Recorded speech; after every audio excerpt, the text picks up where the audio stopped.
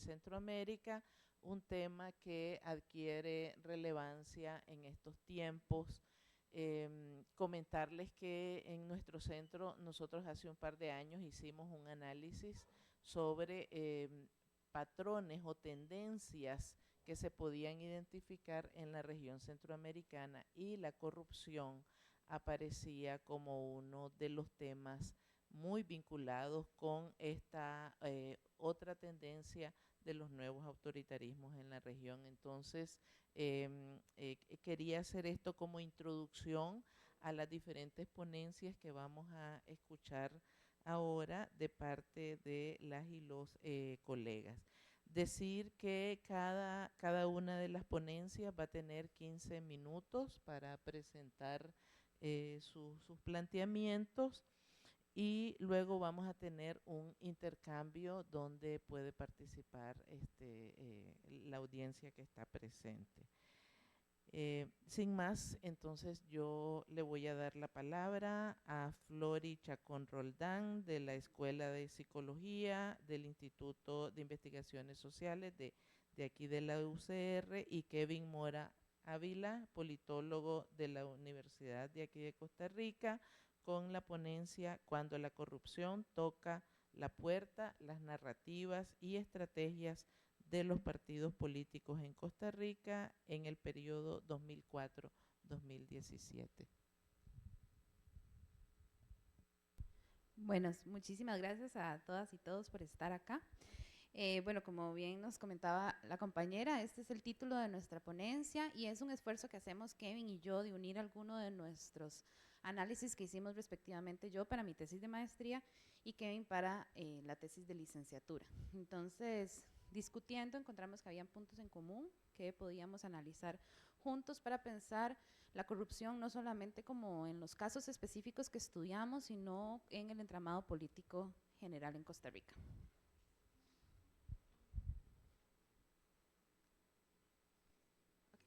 Bueno, entonces nuestro objetivo es entender y analizar la gestión de los casos de corrupción, así como las narrativas construidas por los partidos políticos y sus miembros acusados o sentenciados para comprender las dinámicas de la corrupción en el país. Lo que queremos entender es justamente cómo reaccionan los partidos políticos cuando algunos de sus agentes principales o el partido en general está siendo cuestionado por corrupción. Nuestra premisa es que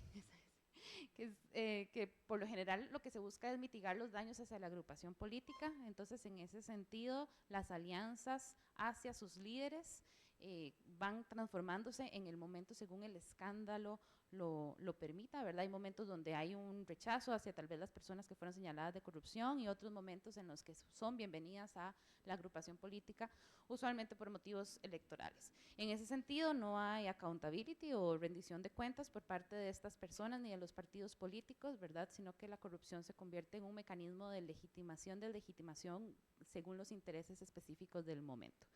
Y las estrategias principales están enfocadas como en priorizar los enfoques técnicos jurídicos sobre los hechos, a individualizar las responsabilidades para eliminar como la agrupación como un actor principal en la corrupción y descalificación de los hechos que están siendo acusados. Para analizar estos elementos, ya vi lo que te decía. Para analizar estos elementos, analizamos desde la nueva historiografía de la corrupción, que plantea la corrupción como un elemento central de la comunicación política, ¿verdad? Y no solamente como el hecho de utilizar fondos públicos para intereses privados, sino que lo coloca como un aspecto central en la política costarricense, y bueno, en la política en general, y el neoinstitucionalismo económico. Y para nuestra metodología lo que hicimos fue análisis documental de actas de la Asamblea Legislativa, prensa, comunicados de los partidos políticos y sus estatutos orgánicos.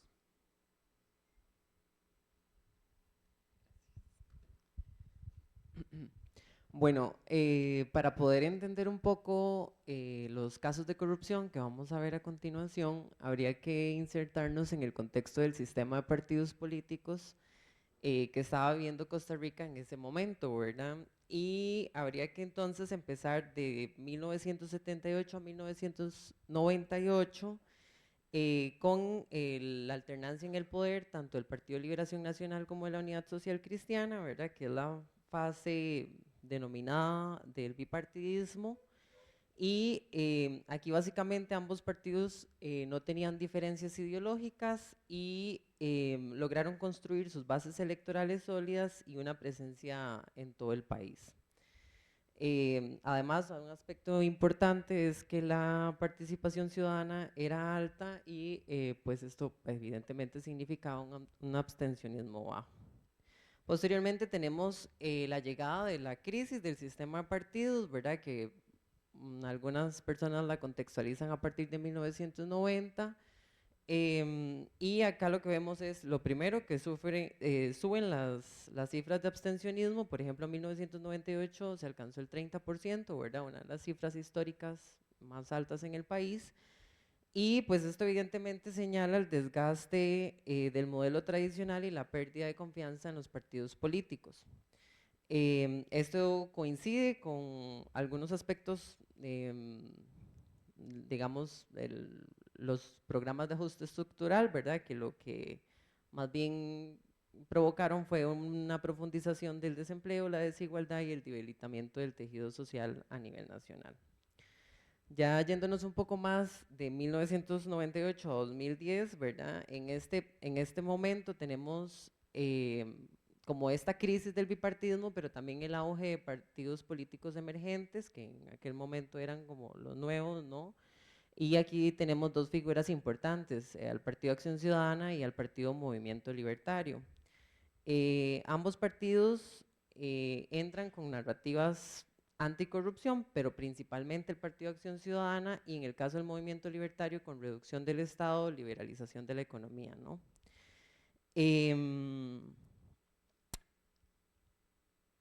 Bueno, y básicamente este debilitamiento que hay de los partidos tradicionales, Liberación Nacional y La Unidad, logra, ¿no? Como que tanto el PAC como el Movimiento Libertario logren colocar una cantidad significativa de diputaciones y se empieza a hacer un proceso más de fiscalización sobre lo que venía ocurriendo en el Estado. Bueno, entonces ahora entrando en los casos de corrupción, nosotros analizamos 4 casos en específico: el caso Caja Fischel, el caso ICE Alcatel y las 2 estafas al Estado con el uso de recursos públicos, tanto del Partido Acción Ciudadana como del Partido Movimiento Libertario.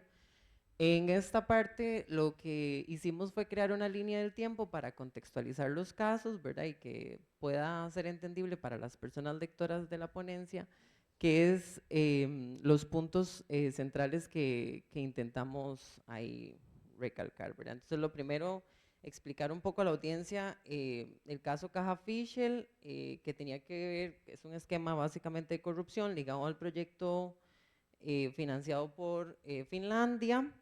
Y la idea era básicamente modernizar los hospitales de la Caja por medio de un financiamiento, pero que venía condicionado con la compra de los aparatos médicos y los instrumentos, tenían que venir de empresas finlandesas, ¿no?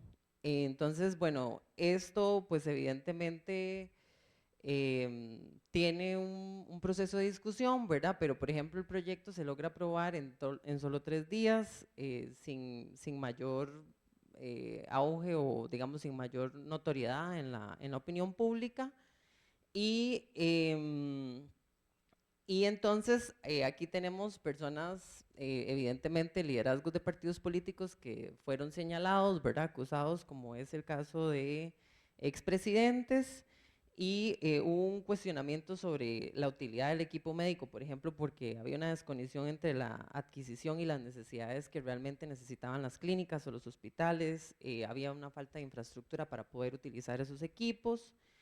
Y bueno, tenemos que en 2004 se revela este caso, ¿verdad? Y las sentencias se dan hasta 2011. Bueno, con respecto al el caso ICE Alcatel, estalla entre 2001 y 2004 y básicamente lo que tenemos es que una empresa francesa paga sobornos de contratos al Instituto Costarricense de Electricidad. Y aquí otra vez tenemos involucrados a los partidos tradicionales y a figuras representativas de estos partidos.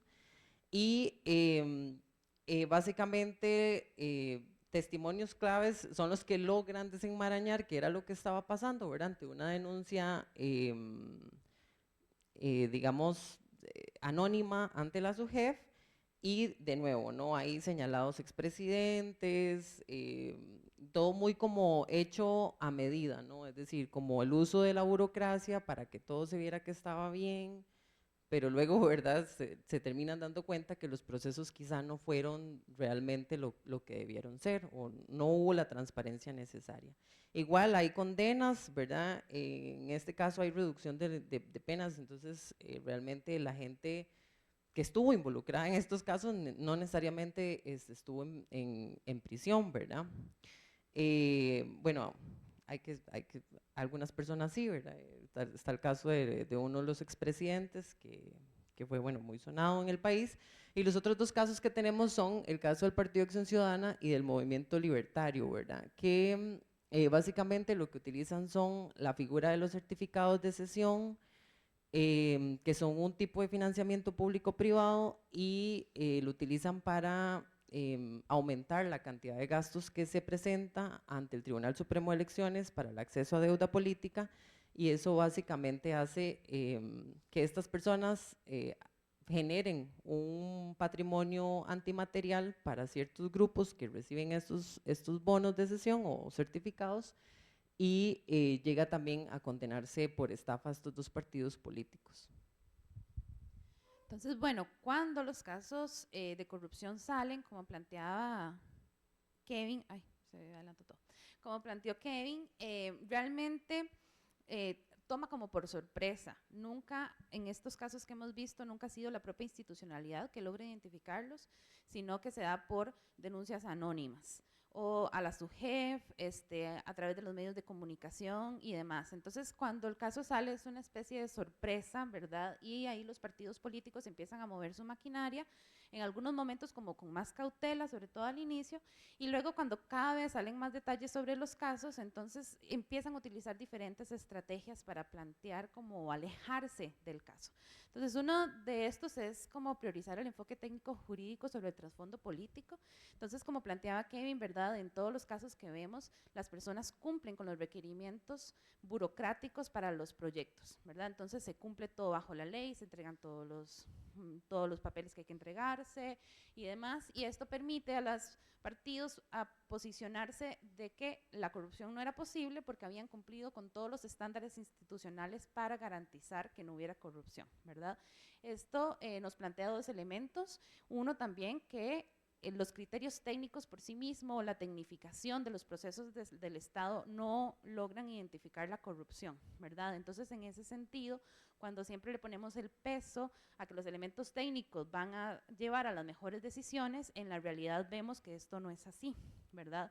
Y que también estos proyectos, en el caso de Caja Fiche y Alcatel, eran proyectos que eran beneficiosos para el país. Entonces, el proyecto en sí mismo tampoco es tan cuestionable porque tiene beneficios directos, ¿verdad? Incluso la disputa sobre los equipos médicos, mucha gente planteó que sí funcionaban y que además los hospitales necesitaban de ese financiamiento y necesitábamos cambiar la tecnología hacia GSM para mejorar el acceso al internet y demás.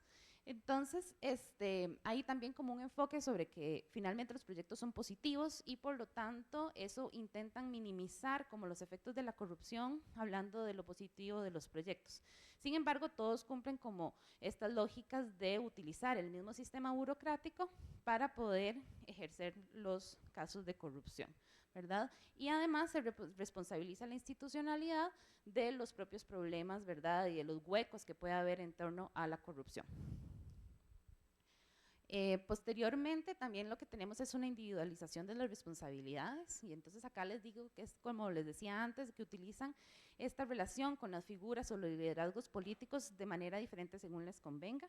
Entonces, al inicio lo que se hace es que se atribuye la culpabilidad a personas específicas y siempre se plantea que es como una persona, ¿verdad?, que hace cosas inadecuadas en contra de los estatutos del partido. Y ahí se posicionan de diferentes maneras, muchísimas veces utilizan el recurso afectivo, ¿verdad?, de dolor, de cómo esto genera dolor en el país, en cómo está afectando a toda la sociedad. Además tiene que ver con instituciones que para Costa Rica han sido elementales, ¿verdad?, para nuestro desarrollo y que hay una relación afectiva de la sociedad hacia ellas, como la Caja, el ICE, ¿verdad?, y como el Tribunal Supremo de Elecciones, que es una de las instituciones que también tiene mayor credibilidad en el país, ¿verdad? Entonces hay una negación de las estructuras internas o los procesos internos de los partidos políticos que de alguna manera promueven la corrupción y se intenta como plantear de que existe un grupo de políticos, de una élite política que es unos cuantos quienes son la red de corrupción, pero que no incluye a todos los liderazgos de los partidos. Entonces hay una posición ambivalente. Sin embargo, esto no se sostiene porque, por ejemplo, con el expresidente Calderón Fournier, a él se le saca del partido cuando es involucrado en uno de los casos de corrupción y unos 4 años después se cambian los reglamentos internos de los partidos para que puedan tener gente que ha sido acusada judicialmente dentro de las filas. E incluso se consideró a Calderón Fournier como presidente para candidato presidencial durante el 2010, ya no nos queda nada de tiempo. Y por último, ¿verdad?, también hay una descalificación de los hechos ocurridos, esto lo utilizan a través del lenguaje, no plantear que lo del PAC fue una estafa, ¿verdad?, sino que fue un error de contabilidad, se intentan mitigar todas las consecuencias para que el partido no se vea involucrado, hay un cuestionamiento perenne hacia los entes que hacen investigación, tanto política como judicial. Entonces, cuando es el momento de hacer investigación política, lo que las personas plantean un poco es que es el ámbito de juzgamiento de la corrupción solo se debe dar a nivel judicial y entonces no responden nada en los centros políticos que se le está haciendo cuestionamiento, en los lugares políticos que se está haciendo cuestionamiento, y cuando pasa a nivel judicial también hacen toda una campaña para desvalidar el proceso judicial e incluso uno puede leer en las sentencias cómo señalan que fueron víctimas de tortura del Estado costarricense por haberles encarcelado por ser acusados de corrupción. Sí, vamos a pasar a las conclusiones.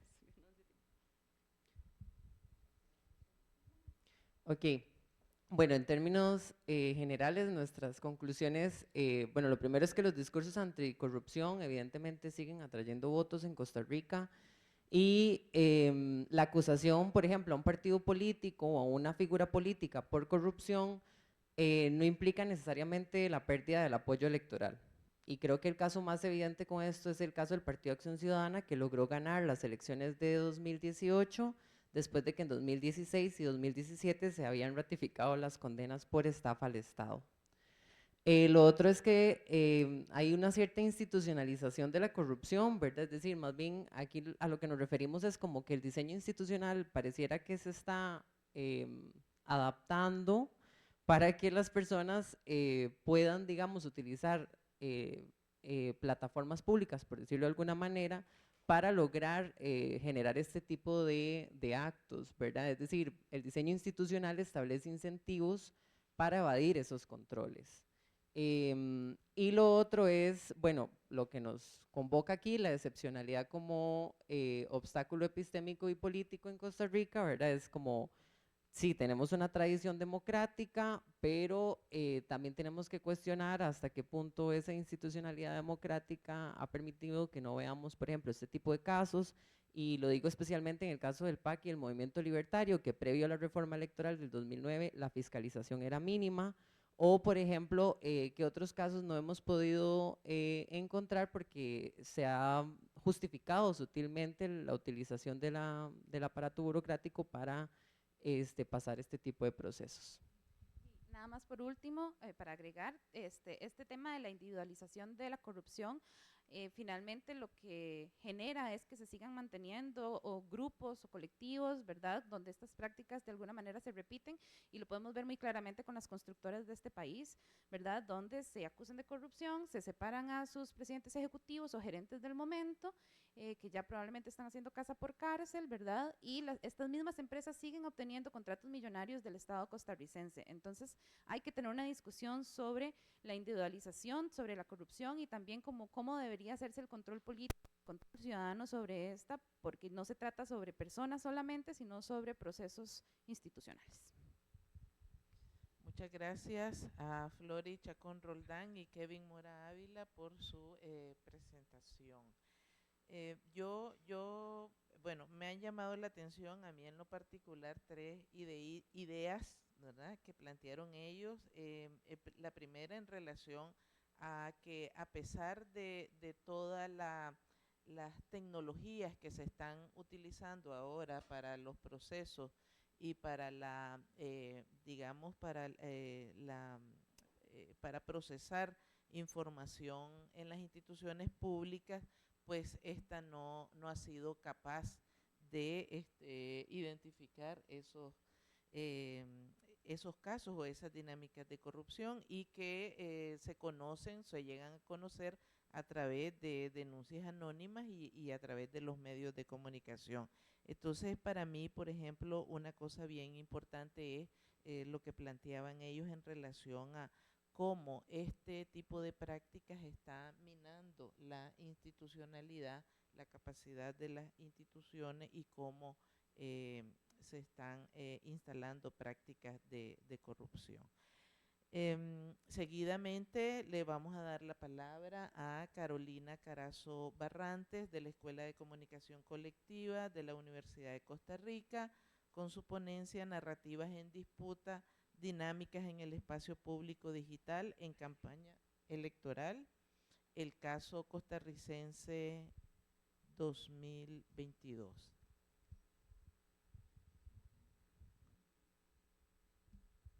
Muchas gracias, buenos días.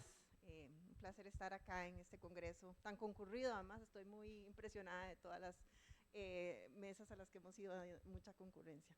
Bueno, este es un trabajo de investigación que he estado realizando en el Centro de Investigación en Comunicación, el CICOM, de la Universidad de Costa Rica, enmarcado en este nuevo mundo, espacio digital, a donde cada vez más, según estos datos del Instituto Reuters, las personas se informan a través de no solo lo digital, nación.com o cerrehoy.com para el caso de Costa Rica, entre otros medios, sino a través de estas nuevas plataformas, redes sociales y también mensajería tipo WhatsApp. Entonces ahí vemos las líneas ascendentes para YouTube, ¿verdad? Las personas se informan cada vez más a través de YouTube, Facebook estaba muy alto y bajó por un cambio de algoritmo que tuvieron. Estos son datos, ahí abajo se ve de algunos países del norte global, pero son parecidos también para el sur global. Incluso WhatsApp probablemente está mucho más alto en el sur global que lo que se muestra en esos datos de Reuters. Ay, Dios mío, usted no se está devolviendo. Ya. También a manera de contexto, estos datos son de Costa Rica, de un estudio que hacemos anualmente en el CICOM sobre el consumo de aplicaciones en nuestro país. 98% de la población usa WhatsApp y 85% de la población usa Facebook, en gran medida para, bueno, obviamente entretenimiento, pasatiempos, comunicación, pero también para informarse. Esto lo digo porque lo que yo estudio es, los datos que les voy a presentar son de Facebook y de WhatsApp durante el periodo electoral, la campaña electoral del 2022 en Costa Rica.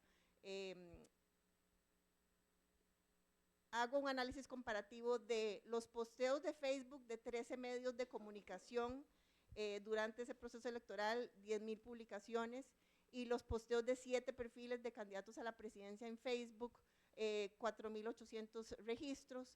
Estos datos de Facebook son de un proyecto de investigación del doctor Ignacio Siles, plataformas digitales de comunicación y elecciones presidenciales del 2022, y yo tenía los datos de WhatsApp de 6 grupos ciudadanos, que son estos, ahorita les voy a explicar. Entonces queríamos comparar, ¿verdad?, qué estaba pasando en ese espacio digital de Costa Rica durante las elecciones.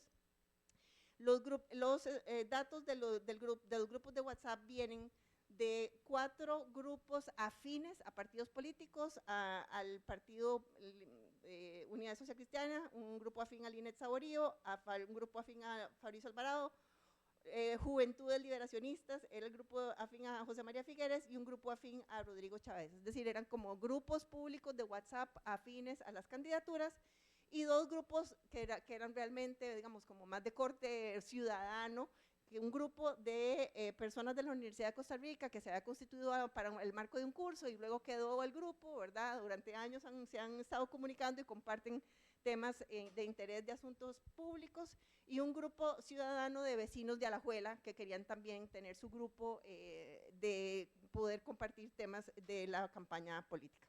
De los grupos ciudadanos, de todos los grupos, lo único que analizamos fue los contenidos que compartían, no analizamos lo que conversaban en los chats, era nada más que compartían de memes, de noticias, de audios, de documentos, etcétera. Entonces, el total para la primera vuelta, casi 4.500 contenidos compartidos, y en la segunda vuelta 3.200 contenidos compartidos. Entonces, en esta presentación les voy a hacer un repaso de algunas cosas que destacaban en las publicaciones, no dije, me faltó esta parte, algunas cosas que se destacaron de la cobertura de medios en Facebook, algunas cosas que se destacaron de lo que publicaron los candidatos, y algunas cosas que se destacaron en los grupos ciudadanos. Como la muestra era, en verdad, la población era tan grande de los posteos en Facebook y de los contenidos compartidos en WhatsApp, me centré en los temas que se ven en la columna de la derecha: corrupción, medios y denuncias a candidatos. En este caso, en esa campaña política, hubo denuncias al actual presidente y candidato en aquel momento, Rodrigo Chávez, por temas de acoso y por temas de financiamiento de la campaña, y también contra, sobre todo, José María Figueres. Estos dos fueron los candidatos que pasaron a segunda ronda por corrupción. Entonces, en ese recorrido, vamos a ver primero qué destaca de las publicaciones de los candidatos.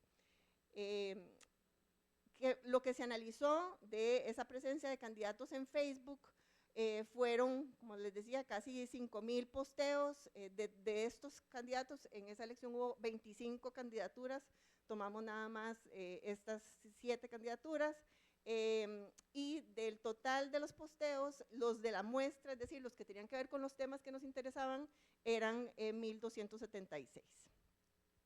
Por supuesto que como pasaron a segunda ronda Rodrigo Chávez y José María Figueres, el porcentaje de la muestra en relación con los posteos para ellos era muchísimo más alto que para los demás candidatos.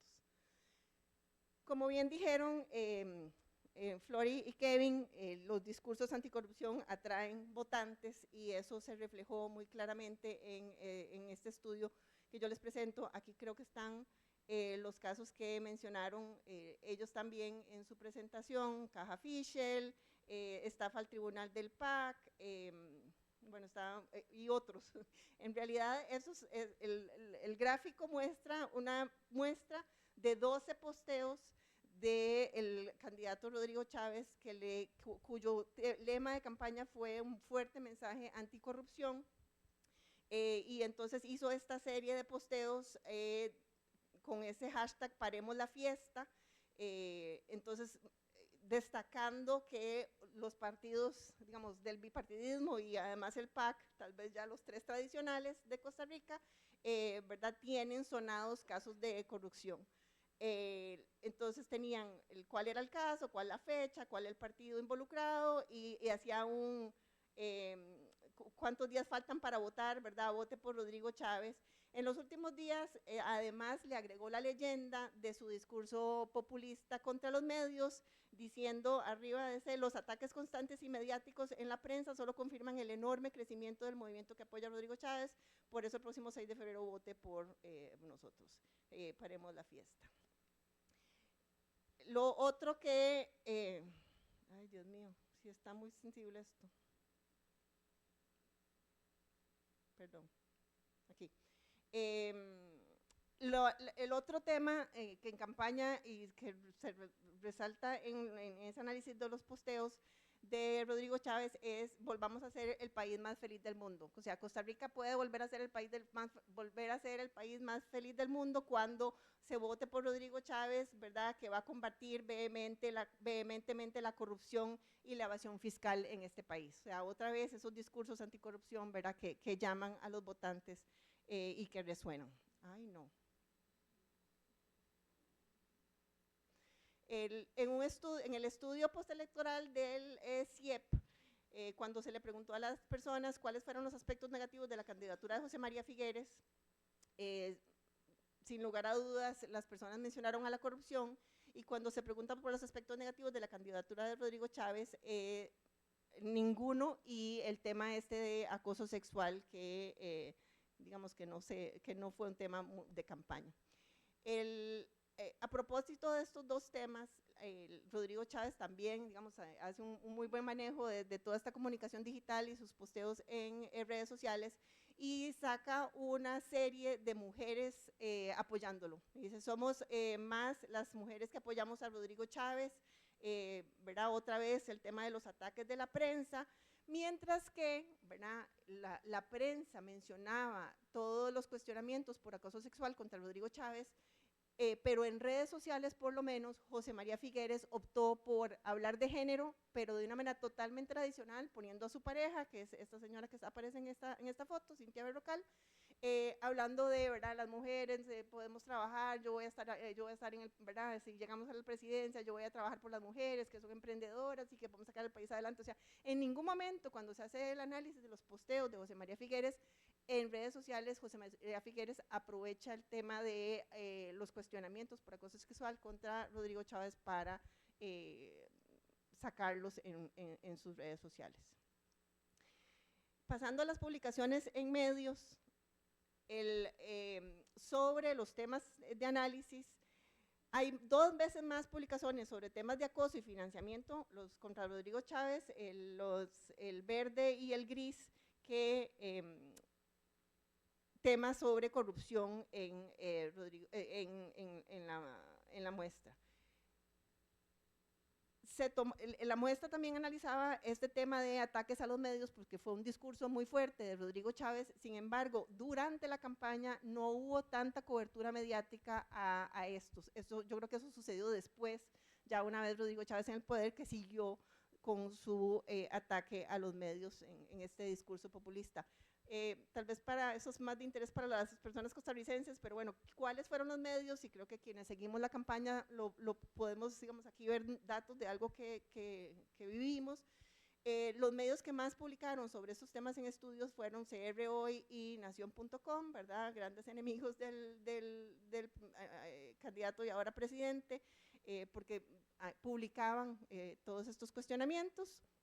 Y las 10 publicaciones sobre estos temas en estudio con más interacciones fueron, como les decía, si pueden ver, acoso sexual y financiamiento, es decir, puros posteos, noticias sobre medios contra Rodrigo Chávez, ¿verdad? Ex esposa de Chávez pidió divorcio por infidelidades, preocupa carácter moral de Rodrigo Chávez, expresidenta del INAMO arremetió contra el candidato presidencial, quien fue sancionado por el Banco Mundial.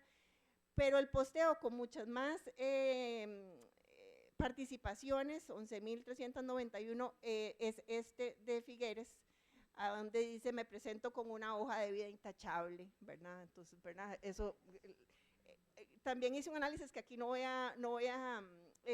tengo tiempo de explicar, pero cuáles fueron las reacciones a este posteo, esas 11.300. Mucho me divierte, ¿verdad? Y entonces también hay interesante ver cómo la gente usa me divierte de una manera sarcástica, y me enoja, por supuesto que también. Entonces ese fue el posteo con más interacciones en los medios. Para ir terminando, los contenidos compartidos en los grupos ciudadanos, nada más un breve repaso de estos grupos ciudadanos.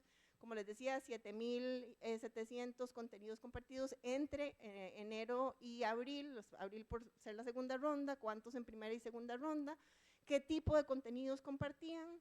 Interesante eso que está señalado en negrita, 43% era de contenido informativo, es decir, esta gente en los grupos ciudadanos compartía mucho noticias e informaciones. 24% militante, que no es de extrañar porque los grupos tenían afinidad política, ¿verdad? Los 5 de los 7, no, perdón, sí, 5 de los 7, y denuncia y humor, por supuesto, los memes. Esto de cada loco con su tema es porque, digamos, la gran conclusión del análisis de estos grupos ciudadanos, y bueno, por la naturaleza, el tipo de grupos que eran, tampoco es de extrañar, se estaban hablando entre ellos, o sea, hay un sesgo de confirmación. Si yo soy si era un grupo afín a Figueres, ¿verdad? Entonces solo compartían cosas positivas de Figueres, algunos ataques a otros candidatos, pero es, ¿verdad? Ese autobombo, ese discurso militante, eso de, ¿verdad? Qué bien que Figueres lo hizo en el debate, etcétera. Y 10% de esos contenidos era sobre debates, encuestas y resultados electorales los 2 días de primera y segunda ronda de votación, incluyendo fotografías a la televisión con los resultados electorales, que me pareció muy interesante. Ya para ir terminando, los contenidos, las temáticas de estudio en los grupos ciudadanos, si ustedes ven, en realidad muy poco se compartió sobre el tema de acoso, muy poco sobre corrupción, sobre el financiamiento del partido de Rodrigo Chávez y sobre sus ataques a medios. Solamente, sí, ya voy terminando, gracias. Solamente el tema de corrupción fue el que tiene unos porcentajes un poquito más importantes, obviamente en el grupo afín a Rodrigo Chávez y en el grupo ciudadano de Alajuela. Yo eso me lo explico porque leyendo los contenidos había varias personas afines a Rodrigo Chávez, entonces lo que se compartía en los grupos afines al partido venían y lo compartían ahí con sus vecinos de Alajuela. Y también Fabricio Alvarado, pero bueno, eso fue en primera ronda. Si no compartían los temas que ¿verdad? Que estábamos estudiando, ¿qué es lo que sí compartían estos grupos ciudadanos? Entonces aquí están más o menos un desglose. En el grupo afín a Lisniet Saborío, sobre el tema que más destacó fue el tema de salud y COVID. En el grupo ciudadano de la Universidad de Costa Rica, si recuerdan, durante esa campaña electoral fue que empezó la guerra de Rusia-Ucrania, entonces compartieron muchas noticias sobre esa temática, y también hay varias personas en ese grupo de la Universidad de Costa Rica afines a la causa indígena en Costa Rica, entonces compartían mucho sobre ese tema. José María Figueres, el grupo afín a José María Figueres era un grupo de juventudes del partido, entonces había temas de juventud, y el grupo afín a Rodrigo Chávez, como les decía, y el ciudadano corrupción. Para terminar, algunas cosas que quisiera destacar de este recorrido, digamos, por lo que pasó en el espacio digital, incluyendo WhatsApp, que no siempre se puede estudiar porque es a pesar de la importancia de la herramienta en la comunicación ciudadana y en la comunicación ciudadana ante elecciones, es un espacio digital muy difícil de estudiar. Algunas cosas que quisiera destacar de cada uno de los 3 espacios. Los medios los temas más importantes para los medios fueron el tema de financiamiento, de corrupción, acoso, en ese orden, pero más reacciones tuvieron los temas relacionados con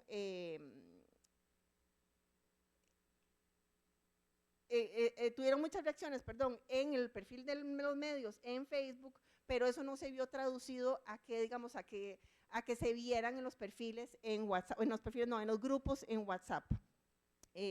Los medios publicaron mucho sobre financiamiento y acoso, mucho más que en corrupción, como les había dicho, pero fueron los temas de corrupción los que más se compartieron en los grupos ciudadanos, porque bueno, creo que lo que decían los compañeros antes, ¿verdad? Es un tema que le preocupa a la población, que es de interés para los votantes, que logra capturar a esos votantes y probablemente se traduce en votos.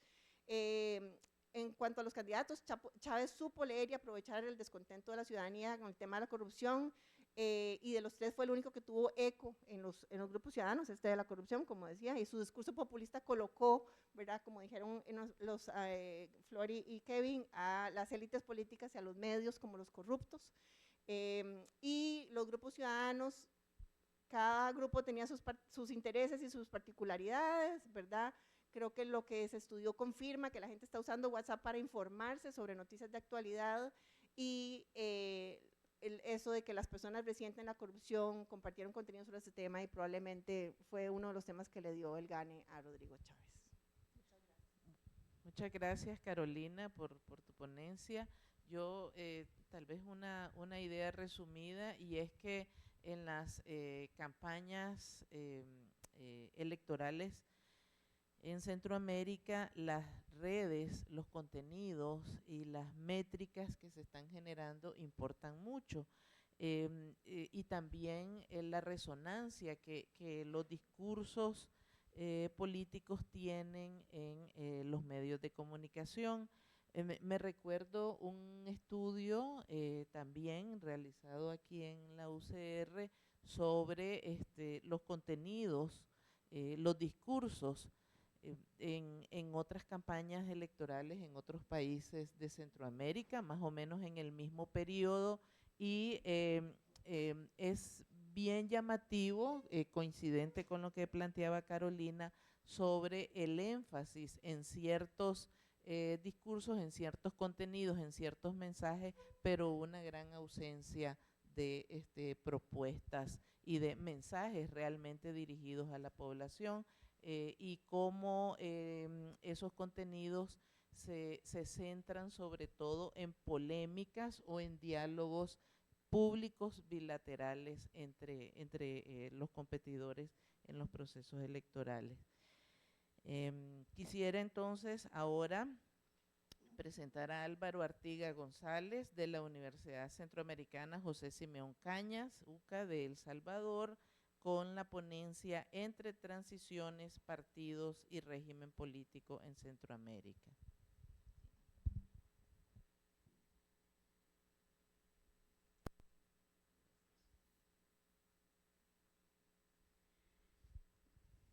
Buenos días tengan todos y todas.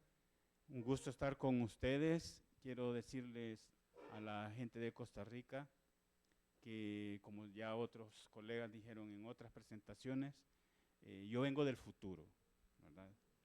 Y para el resto que no es de Costa Rica, yo vengo del pasado, ¿verdad? Entonces, dada la tecnología que tenemos ahora, podemos estar de esa manera con diferentes sincronías. Entonces yo vengo del futuro y también vengo del pasado. Y vengo del futuro porque he tenido la oportunidad, me he dado cuenta que vengo del futuro porque he tenido la oportunidad de platicar con distintas personas de aquí de Costa Rica, y entonces estoy sorprendido realmente de los temas, de las cosas que dicen, porque me da la sensación de que algo está pasando con la excepcionalidad tica, ciertamente.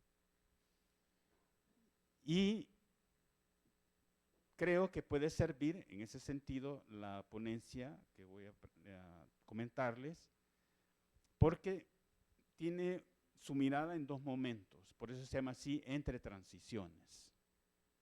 Y estoy hablando de transiciones políticas. Miren, solo son 6 diapositivas, espero que esas las corra rápido para después no usarlas, porque el otro elemento que yo me he dado cuenta a lo largo de estos 3 días, con el día de ahora, es la manera de abordar que tenemos sobre algunos problemas. Y eso me ha confirmado en la necesidad, que no la tengo en la presentación, de que hay que hacer un tipo de estudio que creo que no se está haciendo. Y eso puede ser interesante como cosa que pueda salir de aquí, de este congreso, ¿verdad? Que pudiésemos tener alguna iniciativa así, no solo que conecte a investigadores e investigadoras de distintos lugares, sino que pueda servir para cosas prácticas. Entre transiciones, transición desde regímenes autoritarios en la década de los 90 en Centroamérica, y podemos incluir ahí, como es la excepcionalidad costarricense, Costa Rica no tuvo la transición en ese momento, fue la excepción, siempre encontraba uno, todos los países con excepción de Centroamérica, es el estribillo, ¿verdad? Pero Costa Rica la tuvo en finales de los 40 e inicios de los 50. Entonces el fenómeno, en tanto transición política, digamos, es similar a lo que en los otros países ocurre en la década de los 90. Y entonces algunas referencias hago a lo que pasó en Costa Rica en materia de partidos y sistemas de partidos en aquella época. Y hablo de régimen político porque es eso, transiciones desde un tipo de régimen a otro. Muy optimistas quienes, desde mi punto de vista, son muy optimistas quienes dicen que, especialmente en el CA4, o sea, Guatemala, Honduras, El Salvador y Nicaragua, esos procesos de cambio de régimen o de transición política llevaron a lo que el PNUD denominó democracias electorales, que fue el título de aquel informe de 2004 sobre la democracia en América Latina, que a mí me parece fue un título de compromiso, porque lo que se instalaban eran regímenes que no parecen ser democráticos, pero no podemos decir que no son democráticos, ¿verdad? Entonces le pusieron un subtítulo, hacia una democracia de ciudadanos y ciudadanas, como diciendo en 2004, ¿verdad? Lo que ha aparecido en Centroamérica, con excepción de Costa Rica en ese momento, es regímenes que no nos convencen que sean democráticos. El problema de ese lenguaje, de asumir, aunque fuera democracia con adjetivos, democracias incipientes, democracias débiles, democracias recién instauradas, democracias lo que quieran, de fachada, lo que quieran. Pero el problema de usar el sustantivo es que después, ahora estamos hablando de erosión de la democracia. Y en la oposición a las fuerzas autocráticas se habla de restauración de la democracia, de reconstrucción, de recuperar. Pero para mucha gente, ¿verdad?, que es de la que se alimentan estas fuerzas autocráticas, esa recuperación es la recuperación de lo que no hay que recuperar, ¿verdad? Porque ese régimen permitió, acabamos de escuchar 2 ponencias, ¿verdad?, ese tipo de problemas, la corrupción, por ejemplo. Y entonces se ha utilizado mucho el discurso anticorrupción justamente para favorecer a las fuerzas autocráticas, ¿verdad? Es decir, en la bandera de la lucha contra la corrupción, increíble, no es de las fuerzas democráticas, sino que es de las fuerzas autocráticas, ¿verdad? Entonces, esa es como la entrada de esta cosa. Ahora vamos a averiguar, esta debe ser, sí, ahí está. Ahí hay 3 momentos de nuestra historia en Centroamérica. La década de 1970, en una imagen, ¿verdad?, para recuperar por lo menos lo que había en Nicaragua, en Honduras, en Guatemala y en El Salvador, ven, excepto en Costa Rica. Un esfuerzo, digamos, de la década de 1970 y 1980 por superar regímenes de corte autoritaria, dictaduras militares o una dictadura de la familia Somoza en Nicaragua. En eso se consume la energía y lo importante para el tema es que estamos intentando superar regímenes autoritarios. Y creo que debe ser ese el enfoque. Son transiciones desde regímenes autoritarios. Lo que conocemos es el punto de partida, no el punto de llegada. El punto de llegada puede ser variado y no da igual cómo le llamemos. En todo caso, yo preferiría llamarle regímenes híbridos más que utilizar la categoría de democracia con algún adjetivo, sino que conceptualmente podemos abrir un campo para describir un tipo de regímenes políticos que no son ni democracias ni son autoritarismos, sino que tienen elementos de ambos, ¿verdad? Y por eso la democracia electoral, porque el elemento democrático que se instaura, corresponde a la segunda parte, esa gráfica que está ahí, son porcentajes de participación electoral, solamente el concepto es el que me interesa, no estén ahí tratando de ver los números, ¿verdad?, sino simplemente que pasamos en todos los países a tener elecciones bajo estándares democráticos, digamos, aceptables. Pero el ejercicio del poder de esos que eran electos seguía siendo autoritario. Por eso yo prefiero hablar de regímenes híbridos y lo que se instaura es una tensión entre elementos democráticos y elementos autoritarios. Y por eso tampoco hay que reconstruir eso. Eso es lo que se erosiona en todo caso. No es la democracia. Claro, los elementos democráticos, pero reducir la democracia a elecciones sí es una opción, pero yo creo que no debemos optar por esa opción, ¿verdad?, sino mantener que para mínimamente hablar de democracia, a los que son electos hay que tener la capacidad institucional de controlar cómo hacen el ejercicio de la autoridad que reciben, para evitar, por ejemplo, todos estos temas de corrupción.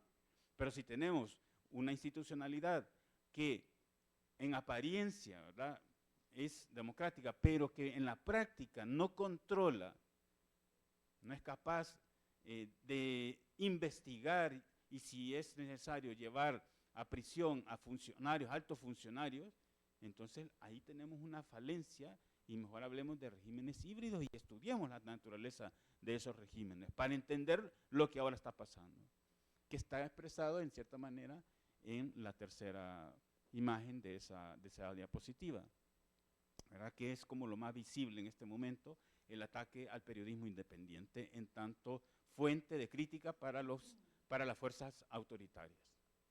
Entonces ahí tenemos entre transiciones, la de los 90 y la de la década de 2020, la historia de Centroamérica, que además creo que hay que señalar este otro dato que les he puesto ahí, que es un largo ciclo que implica la vida de una generación.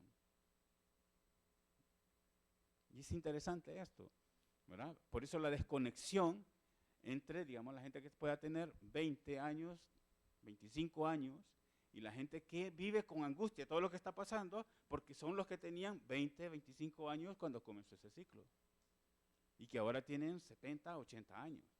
Entonces ellos están viviendo una gran problemática. ¿Qué hacemos? ¿Qué hacemos? Pero los que tienen 20, 25 años, este es su mundo, el mundo en el que han nacido. Esto no es problema, esto no es problema.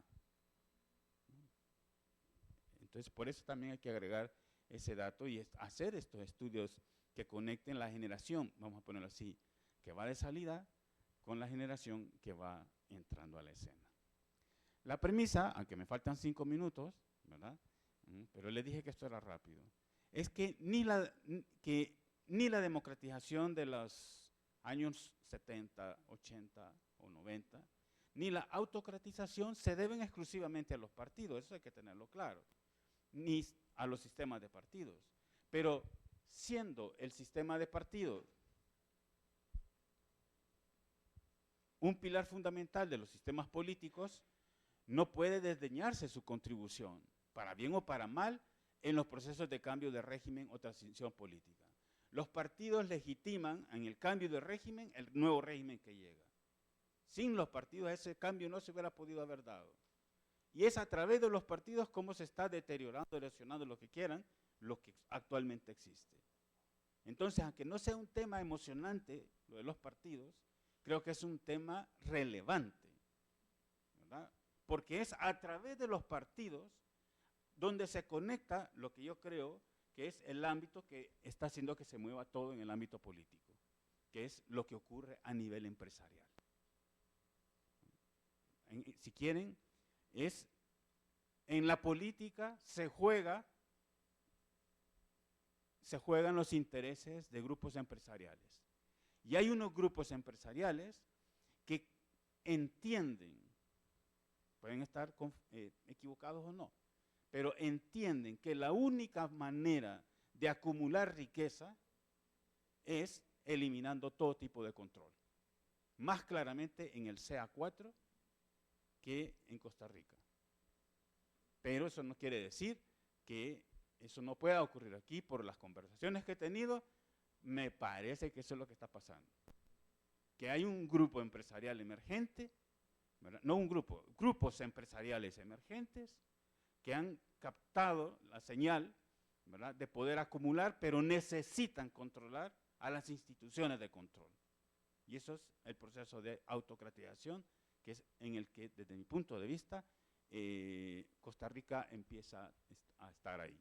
Y lo de la excepcionalidad, realmente creo que sí se puede terminar, ¿verdad? Pero se puede terminar porque la excepcionalidad está en esos otros agentes económicos que están accediendo, digamos, a los gobiernos y desde los gobiernos están cambiando reglas.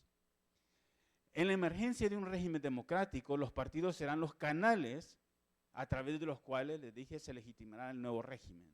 Se repartirán cuotas de poder y junto con las elecciones los partidos constituirán un sistema de partidos que será la base de la estabilidad o la inestabilidad de las relaciones de poder en el sistema político en general. El sistema de partidos es la base de donde se va a modificar todo y por lo tanto, para hacerlo, digamos, antes era a través de un golpe militar, eso no está ocurriendo, excepto en Honduras, ¿verdad? Pero en los otros países no ha ocurrido. Pero es a través de llegar con elecciones tener discursos contra el establishment, donde el discurso de la corrupción es todo eso, lo que pasa ahora, esos son los culpables. Los partidos pueden ser responsables, aunque no solo ellos, insisto, de una deriva autoritaria o de una desdemocratización.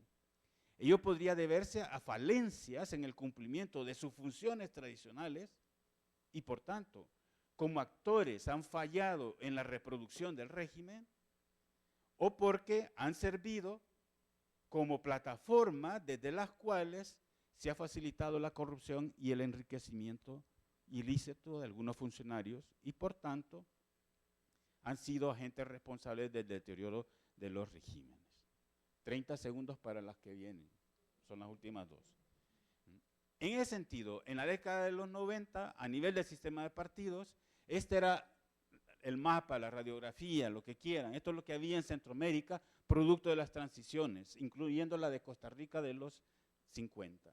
¿Verdad? Sistemas de partidos estructurados, bipartidistas en Costa Rica y Honduras y en Nicaragua, pero con la diferencia de que en Nicaragua es un partido, ¿verdad? El Frente Sandinista y todo lo demás que es antisandinismo. Por eso es una oferta fluida. Mientras que en los otros tres países se configuran sistemas multipartidistas, moderados ideológicamente en Guatemala y Panamá, y en El Salvador polarizado. Bueno, no hay tiempo para decirlo, pero eso es lo que sale. Antes de las transiciones había otra cosa. Lo único que estoy mostrando es que la transición política está acompañada con un cambio en el sistema de partidos. Y eso lo podemos ver más claramente en el momento actual, cuando tenemos cambios en los sistemas de partidos, claramente en Honduras, en Nicaragua, no, es que no le he pasado. Esta es lo que pasa. Esta es la última. En Nicaragua y El Salvador, en donde se ha configurado un sistema de partidos que solo existen sistemas no competitivos. ¿Verdad? Ahí se está expresando el cambio a nivel del régimen. Que sí que si nosotros le seguimos la pista a lo que le pasa al sistema de partidos, podemos intuir hacia dónde se mueve la política en un país. Eso es lo que estoy tratando de transmitir, porque es a través de los partidos que están actuando las fuerzas económicas que quieren y necesitan de un régimen con ausencia de controles. Van a utilizar los partidos. Por eso El Salvador está ahí, ¿verdad? Y he puesto eso de color negro, esa categoría ahí, de partido hegemónico. No hay competencia. Sí hay elecciones, pero no hay competencia. El poder no está en disputa. Honduras y Costa Rica han cambiado su sistema de partidos. Si comparamos con la anterior, ya no estaban en esas casillas. Y las flechas que ven ustedes ahí se refieren a si ha habido un descenso en su calidad democrática o un ascenso. Las flechas hacia abajo implican un deterioro, digamos, del régimen anterior. Entonces lo que quiero decir es, con esto termino, que uno, así como podemos tocarnos la cabeza, así, qué caliente estoy, ¿verdad? Quizá me voy a enfermar, no sé, el intestino está moviéndose, o sea, así como podemos captar síntomas de que algo pasa, lo que pasa en el sistema de partidos, me parece a mí, es un síntoma de lo que pasa en la política de un país. Y por eso la importancia de captar el movimiento en el sistema de partidos y la nota que yo pongo ahí abajo. Las próximas elecciones en Honduras en 2025, en Costa Rica en 2026, en Guatemala en 2027 y Panamá 2029, serán momentos propicios para examinar de nuevo la relación entre cambio de régimen y sistema de partidos. Sin olvidar, por supuesto, que no solo los partidos pueden ser agentes de cambio. Hay otros agentes que también cuentan y quizá en ellos esté radicada en realidad la tradicional excepcionalidad costarricense. Quizás. ¿Verdad? Es decir, si en las primeras transiciones, digamos en Costa Rica, hay grupos empresariales que entienden que pueden acumular con un régimen democrático, digamos, compitiendo, eso es lo que marca la excepcionalidad respecto de los otros 4 países, en donde la posibilidad de acumular solo es mediante regímenes autoritarios. Y los que han llegado ahora, en las transiciones de esta década, también piensan así. La única manera de acumular, y ojo con las conexiones del grupo que gobierna en El Salvador, ¿verdad? El clan con Costa Rica, esas conexiones familiares, porque por ahí se pueden filtrar las cosas, ¿verdad? El olfato de que se puede acumular y para ello es necesario eliminar los controles, eso hay que ponerle cuidado en Costa Rica. Acuérdense que yo vengo del futuro para decirles eso. Muchas gracias, Álvaro.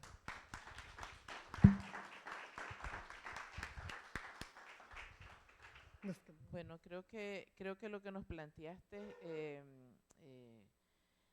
deja pues una ventana abierta efectivamente para la investigación y lo conecto con las dos ponencias anteriores porque efectivamente también en esas dos ponencias el tema de los partidos adquiere relevancia en su relación con el tema de la corrupción y de la importancia de seguirle la pista a cómo se van reconfigurando estas organizaciones políticas, sus intereses y sus posicionamientos en las estructuras de poder en toda Centroamérica.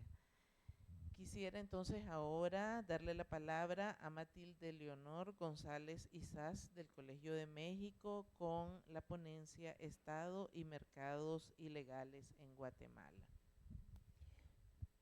Bueno, buenos días a todas y a todos y muchísimas gracias a los organizadores del Congreso por estas discusiones tan interesantes que nos han dado la oportunidad de participar, estar en estos 3 días y felicidades al Instituto por estos 50 años y el trabajo tan valioso que han hecho a lo largo de estos años.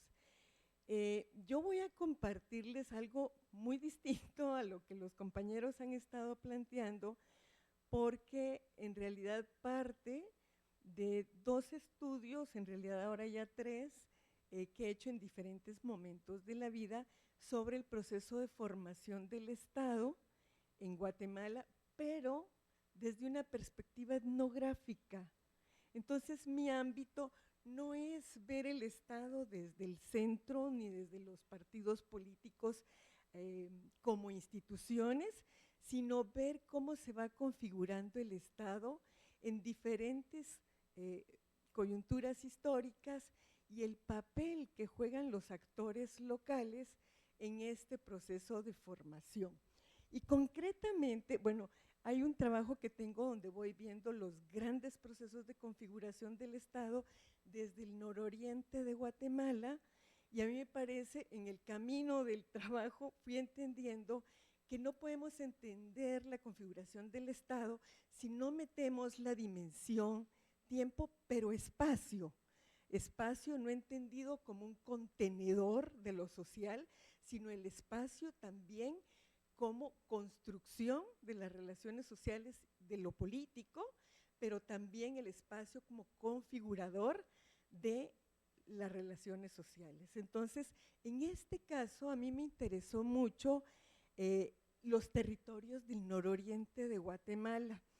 Si se dan cuenta, este es un mapa de la Bahía de Honduras diseñada por un contrabandista de Jamaica en 1860. No voy a hablar de eso, pero es un mapa que si lo traslapamos con los mapas del narcotráfico actual, nos damos cuenta que tenemos muchas preguntas que hacerle a la cartografía para entender los flujos de del comercio legal y ilegal y cómo esto va configurando espacialidades.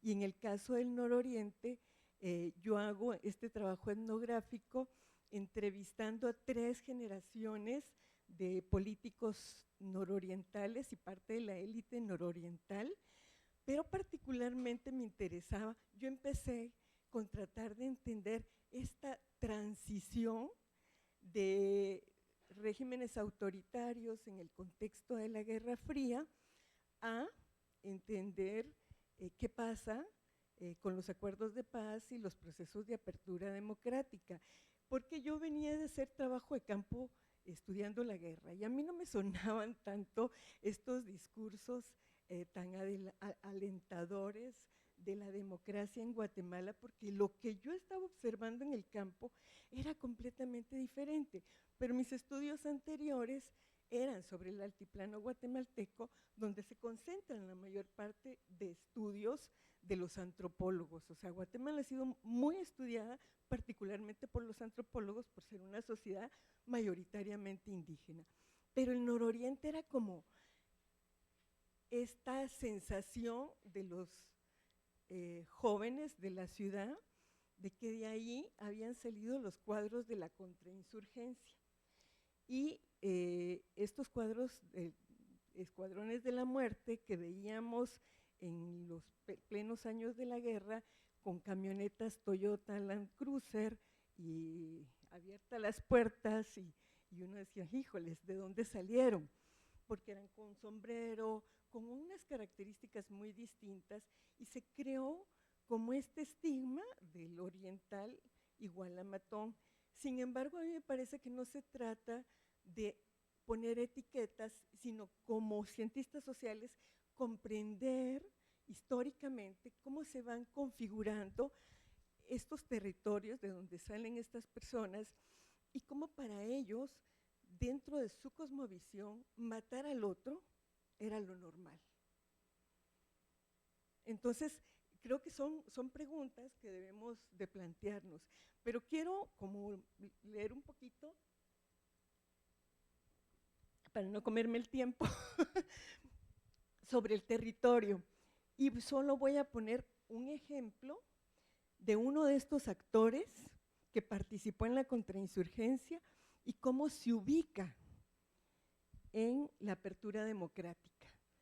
Y por supuesto estudié muchas más familias que luego fui, sin buscarlo, a entender los orígenes del narcotráfico en Guatemala, y en un siguiente libro ya me dediqué profundamente a estudiar el narcotráfico.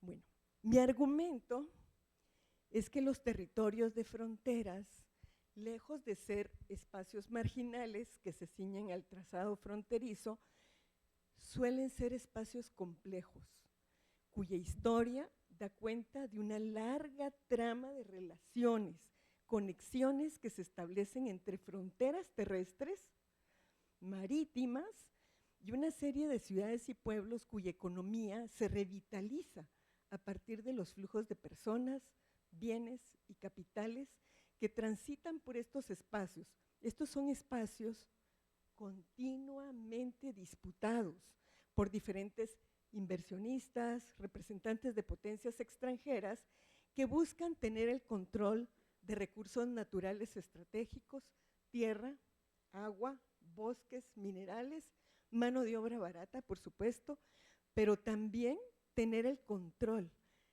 de las rutas y circuitos comerciales de la región. En este territorio pude observar a través de documentación de archivo cómo se fue reconfigurando en disputa con distintas potencias imperiales, desde el periodo colonial con España e Inglaterra, por controlar los flujos del comercio legal e ilegal, pero luego en el periodo liberal, 1870, es la disputa entre Alemania y Estados Unidos por territorios de plantación. Y actualmente esto, particularmente Izabal y la franja transversal del norte, son territorios altamente disputados para la palma aceitera, la minería, la hidroelectricidad y la narcoganadería, donde efectivamente los narcoganaderos han jugado un rol muy importante. Entonces, el tema de la espacialidad en ciencias sociales no es menor, porque el Estado se va configurando de estos espacios que anteriormente consideramos como los márgenes del Estado, cuando en realidad en los territorios de frontera podemos observar el corazón del sistema capitalista contemporáneo, o las lógicas extractivas del neoliberalismo actualmente, o cómo funciona el Estado. En estos espacios convergen empresarios, comerciantes, traficantes de todo tipo, políticos, funcionarios de Estado, ojo, particularmente del sistema aduanero, y una serie de intermediarios y empresas de logística aduanera que ofertan a los clientes importadores y exportadores servicios de gestión aduanera a sus requerimientos, bodegas, servicios de seguridad en bodega y en ruta, transporte, gasolineras, hoteles, cualquier otro servicio que haga viable la circulación o el tráfico de personas, mercancías, bienes y capitales. Cuando hablamos del tema de corrupción y cooptación del Estado, que es de moda, pero yo no comparto la idea de la cooptación del Estado, porque parece que tuvimos antes un Estado beberiano que funcionaba y vinieron y se cooptaron. La corriente en la que yo me inscribo de etnografía del Estado, justo lo que plantea es que el Estado no es una cosa que está ahí, el Estado se configura socialmente, históricamente, y lo que tenemos que entender, ¿qué tenemos de tipo de Estado? No buscar estas perspectivas ideales que nos entorpecen la mirada para ver qué tipo de Estado realmente tenemos. Entonces, a la hora de estudiar estos espacios de frontera, me pareció importante atender la sugerencia de Timothy Mitchell de tomar en serio la fragilidad de los límites entre el Estado y la sociedad y problematizar la distinción paralela que se construye entre Estado y economía, pues esta puede representar una distinción aún más ambigua. Esto último significa, según Mitchell, que debemos tomar en cuenta dichas distinciones, no como una delimitación entre entidades separadas, aquí el Estado, aquí la economía y aquí la sociedad, sino como líneas que trazan internamente dentro de una red de mecanismos institucionales a través de los cuales se mantiene el orden social. En estos espacios de frontera, cuando uno está haciendo trabajo etnográfico, con frecuencia suele presentarse el desnudo, la contracara de la economía legal, es decir, la economía sumergida, no observada o ilegal, y las maneras en que ésta se hace viable a través de la participación de distintos actores que se mueven en el ámbito de la legalidad, y particularmente actores estatales, pero también cómo se funden los capitales lícitos e ilícitos. En esta ponencia observo los procesos de formación del Estado desde el nororiente de Guatemala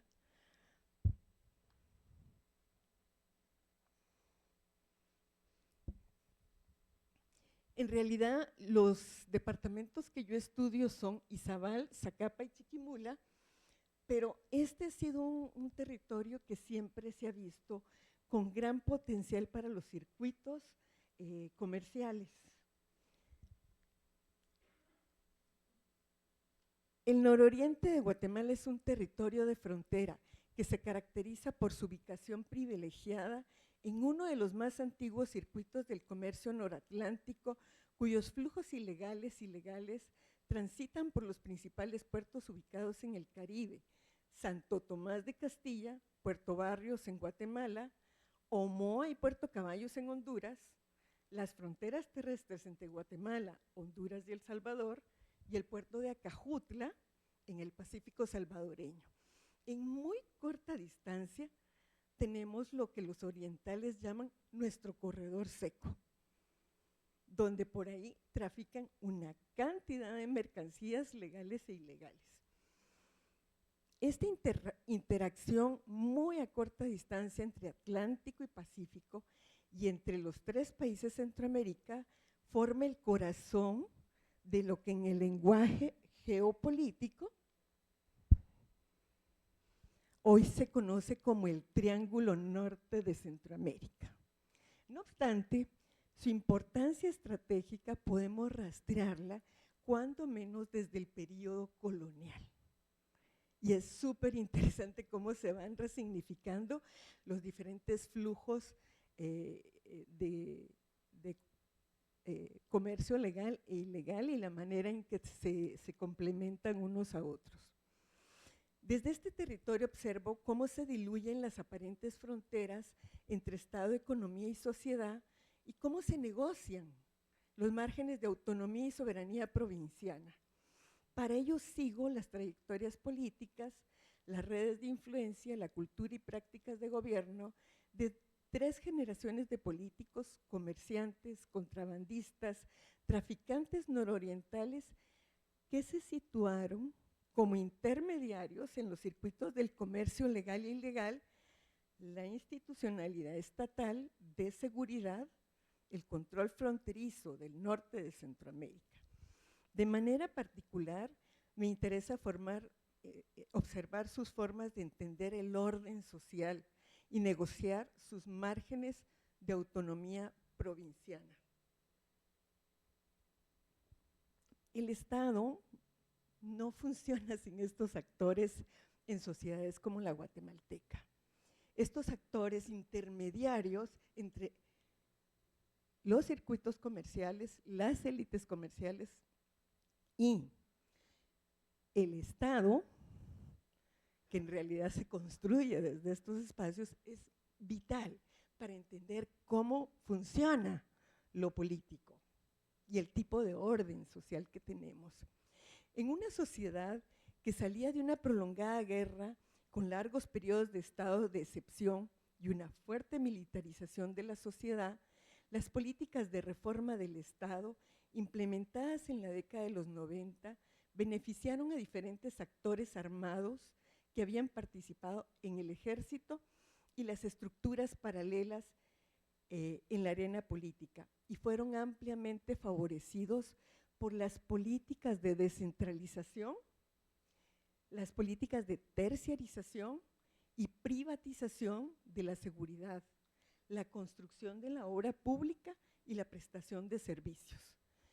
Entonces, a mí esto me pareció súper importante al seguir las trayectorias de estos actores en la transición y al darme cuenta, y entrevistas larguísimas con ellos, donde ellos dicen a nosotros, cuando se dan los acuerdos de paz y el proceso de democratización, pudimos acceder a tener los cargos de gobernación, de alcaldía, de diputaciones departamentales y poder manejar, ya no clandestinamente, sino en las estructuras de la democracia, estos espacios. Las transformaciones que experimentaron las estructuras paralelas del Estado contrainsurgente en Guatemala hacia organizaciones propias también del crimen organizado, se gestó desde el conflicto armado y se hizo evidente tras la firma de los acuerdos de la paz. Durante los años más cruentos del conflicto, los puestos de la seguridad aduanera y la seguridad aduanera estuvieron a cargo de actores con vínculos militares y paramilitares. Estos actores asumieron un rol importante en la configuración de las redes de evasión fiscal, tráfico ilícito de mercancías, contrabando, tráfico de drogas y tráfico de armas. Estos grupos se han asociado con élites militares, con élites políticas a escala nacional, pero ellos juegan el rol importante de operacionalizar todas estas redes de evasión fiscal, contrabando y luego de narcotráfico, que se van diversificando en las tareas. Primero está el caso Moreno, del cual no voy a hablar y a profundizar, pero más recientemente el caso La Línea, que en 2015 se analiza la CICIG y lleva presos al presidente Otto Pérez Molina, a su vicepresidenta Roxana Valdetti, precisamente porque una red que funcionaba desde estos territorios. Y entonces, si nos ocupamos solo de ver desde el centro lo político, nos dejamos de perder de vista esta filigrana y estos procesos de larga duración en que se va construyendo el Estado que en realidad tenemos. De hecho, en los primeros y más importantes narcotraficantes de Guatemala provenían del nororiente, tenían en común el haber desempeñado funciones militares o paramilitares, principalmente bajo la figura de comisionados militares, y el haber participado en las redes de contrabando y defraudación aduanera que operaban desde los puertos ubicados en el Caribe y las fronteras de Honduras y El Salvador. Y en este caso a mí me parece muy importante, siempre se estudia la frontera como la línea fronteriza, pero cuando pensamos espacialmente en territorios de frontera, pensamos en conexiones, y aquí es estratégica la conexión entre los puertos del Atlántico, las fronteras de los tres países, aunque también está la frontera con Belice, que está muy cerquita, pero digamos que físicamente no queda en el área que yo estudiaba, la frontera con Belice, pero luego a muy cortita distancia el Pacífico, por el puerto Acajutla, y eso desde el periodo colonial. Y esto hace que sean territorios estratégicos, donde lo político se configura de otra manera. A fines de los años 90 se identificaban como actores importantes en las redes del contrabando, evasión fiscal y narcotráfico en el nororiente, las organizaciones de los Mendoza, que siguen siendo muy poderosas, que operaban en Izabal, Petén y Belice, los Lorenzana, que sí ya fueron extraditados, pues la familia completa, pero está muy recientemente, que operaban en las zonas fronterizas de Honduras y El Salvador, los León, que operaban en Zacapa, Chiquimula y Petén, y su antecesor es el Cartel de Zacapa, liderado por el emblemático Arnoldo Vargas. Estos grupos giraban generalmente alrededor de un liderazgo fuerte y una red familiar de confianza, constituyendo a su vez una amplia red de colaboradores en el marco de un dominio territorial importante. O sea, muy pronto estos hombres aprendieron que eran muy redituables los aprendizajes de su ejercicio de la violencia en la guerra. A partir de los años 90, miembros de las familias narcotraficantes influyeron decisivamente en la política regional y asumieron cargos en la institucionalidad estatal descentralizada. Desarrollaron relaciones de clientelismo con altos funcionarios de los gobiernos de turno y se ubicaron como contratistas del Estado para ejecutar proyectos millonarios de construcción de obra gris, principalmente la construcción de carreteras vecinales, edificios públicos, instalaciones deportivas. En el nororiente del país. Como contratistas del Estado, tuvieron acceso a uno de los más expeditos mecanismos de lavado de dinero, la construcción de obra gris y la construcción de carreteras. Y esta información se puede también revisar exhaustivamente en los portales del Estado de cuáles eran los contratistas estatales para hacer la obra pública en estos territorios. Y efectivamente en el trabajo que desarrollo voy haciendo un análisis de toda la obra pública ejecutada por estos individuos y los cargos en la administración descentralizada que van teniendo, ya sea como alcaldes, como diputados, o cómo financian las campañas electorales y cómo se posicionan en esa institucionalidad democrática y descentralizada. Gracias, Matilde. Ya hemos excedido de tiempo. Bueno, solo para terminar,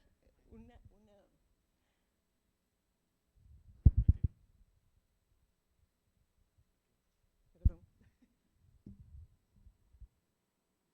Bueno, estos son los antecesores, de alguna manera, estos son algunos de los antecesores de estas familias que son como los abuelos, tatarabuelos abuelos de los que la primera generación que participaron en el movimiento de liberación nacional que derrocó a Arbenz.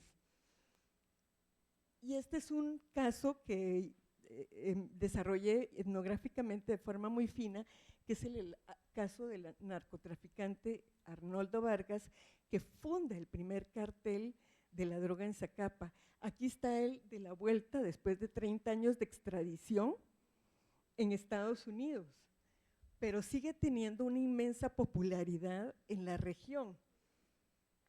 Y al inmediatamente llegar, se volvió a candidatear para alcalde, que había sido alcalde 2 veces en el Oriente. Su hermano había sido diputado constitucionalista, primos y parientes de él eran o gobernadores y alcaldes locales. Y luego, al no más volver, pone su partido, no gana porque el comité electoral le derogó la participación, que era muy descarada, pero él fue nombrado como el administrador municipal. Y esta es una fotografía de 2023, donde vemos que es un tema de relación entre Estado, economía y sociedad, pero también de mucha aceptación de estos personajes en algunos territorios, y que necesitamos entender estas maneras en que se piensa y se vive lo político desde estos espacios, porque son desde estos espacios que se nutren las bases o el financiamiento de muchos partidos políticos que estudiamos. Y aquí cierro. Bueno, de cada uno de estos individuos tengo un trabajo etnográfico fino, pueden leerlo en el libro Territorio y Actores, Formación de Territorio, Actores Armados y Formación del Estado. Gracias. Gracias.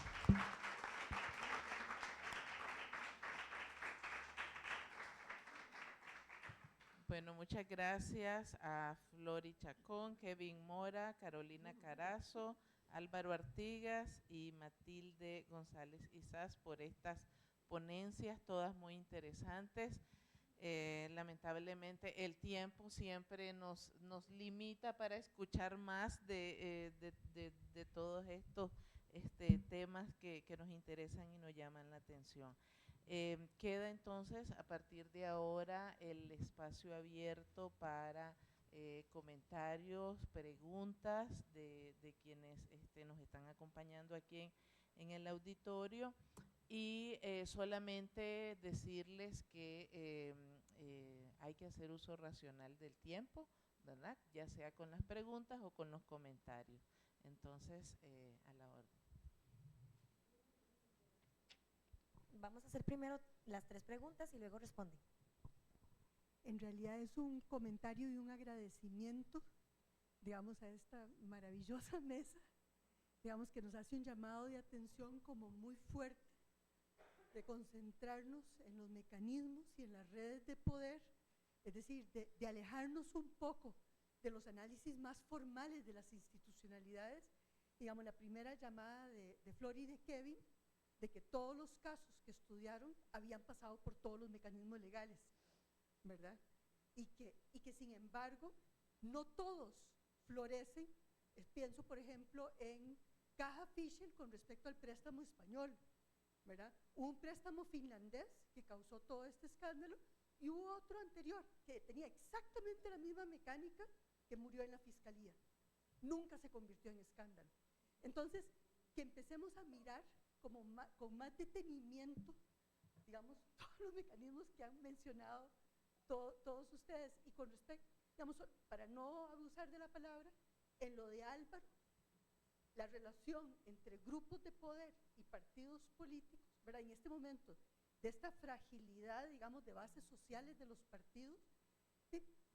En el caso nuestro de Rodrigo Chávez, ni siquiera hay que investigar, es decir, formaron un fideicomiso, las personas interesadas, de ahí buscaron un partido taxi, hicieron varios intentos, finalmente consiguieron uno, y ahora se pueden rastrear fácilmente todas las recompensas de todas las personas que participaron, o tal vez no todas, pero una buena cantidad se pueden rastrear, pero así directamente, el tipo de recompensa en alguna política pública.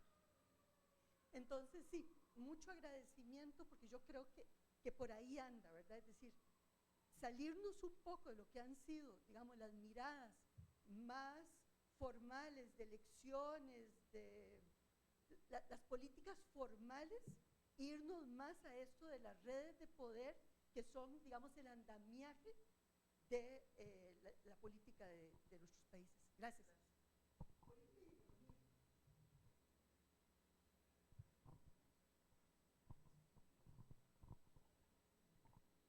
Gracias. Buenos días. De pie. Ok. Doctor Álvaro, hemos estado conversando, creo, en muchos almuerzos y cenas. Tenía una consulta justamente porque usted mencionaba del pulso que nos pueden dar el sistema de partidos políticos. Yo, al igual que la maestra Matilde, no comparto mucho porque la calidad de los partidos políticos, por lo menos en Honduras, o como yo lo concibo, estamos en una crisis, ¿no?, de representación y de vaciamiento de lo político en los partidos políticos. Entonces, la pregunta concreta que tengo es, cuando usted analiza la transición de los sistemas de partidos como actores centrales, ¿no?, de moldear el Estado, ¿cuáles son bajo qué criterio define usted a los partidos políticos? Porque es por lo menos en Honduras es una crisis entre empresarios, entre narcotraficantes, entre medios de comunicación, y no los concibo sólidamente como un partido político. Entonces me interesaría saber qué características, cómo lo conjugan, ¿no? Solamente. Bueno, muchas gracias a todos y todas. Celebrar desde el instituto una mesa, hemos celebrado todas las mesas, pero es una mesa que nos deja mucho también para aprender y ha sido muy rica en general. No quisiera abusar de la palabra, nada más Kevin y Flori, porque iba a ser distinto, digamos, que la lógica o las narrativas de los partidos políticos sea defenderse en casos de corrupción.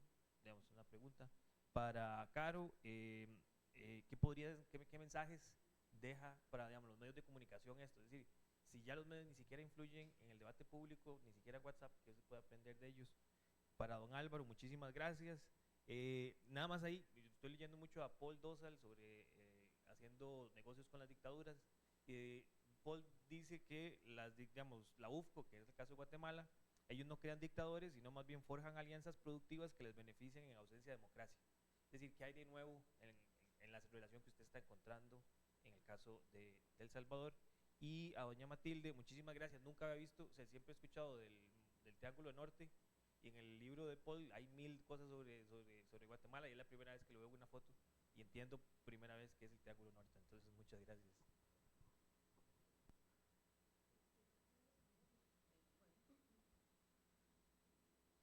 Entonces, en el orden. Bueno, muchísimas gracias, Fran. Sí, yo creo que es obvio que los partidos políticos quieren defenderse, ¿verdad? Y alejarse. El tema con estas estrategias es como la defensa tampoco es para señalar a las personas culpables ni para hacer transformaciones, ¿verdad? Sino que es solo una cosa como de salir del escándalo público y ya. Y no permite como trascender estos vínculos más internos, estas relaciones internas entre los partidos y con sus líderes, como para hacer reales procesos de rendición de cuentas, ¿verdad? Entonces, en ese sentido, lo que nosotros queremos ver es justamente como de que son estrategias que utilizan para como mantener su poder electoral, que en algunos casos lo mantienen, ¿verdad? Pero que finalmente no son un actor que genere una lucha contra la corrupción real, ¿verdad? Sino que simplemente lo que utilizan son estrategias específicas en momentos específicos y que pueden ser muy contradictorias, ¿verdad? No hay una línea clara ni una posición clara, y partidos que se colocan como anticorrupción, como el PAC, que lo fue fervientemente, igual luego cuando están en acusaciones con la corrupción, lo que hacen es nada más disminuir y no volver a trabajar como sobre sus propios procesos, ¿verdad? Entonces es como una posición como muy hipócrita que finalmente tampoco nos permite avanzar en la temática, sino que nos quedamos ahí en una cuestión que entonces se repite y se repite y se repite a través de todos estos diferentes casos. Bueno, a mí me parece que los partidos políticos, o sea, como que hablamos de crisis de partidos políticos, ¿verdad? Pero ¿desde hace cuánto estamos hablando de una crisis de los partidos políticos, ¿verdad? Es decir, esto lleva como 30 años, si no es que más. Entonces, ahí se vuelve muy problemático porque entonces ya no hay una novedad ahí.